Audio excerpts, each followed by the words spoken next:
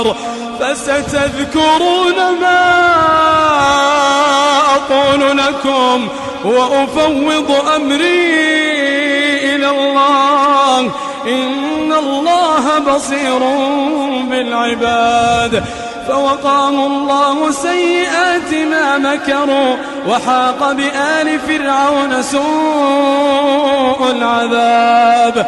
النار يعرضون عليها غدوا وعشيا، النار يعرضون عليها غدوا وعشيا، ويوم تقوم الساعة أدخلوا آل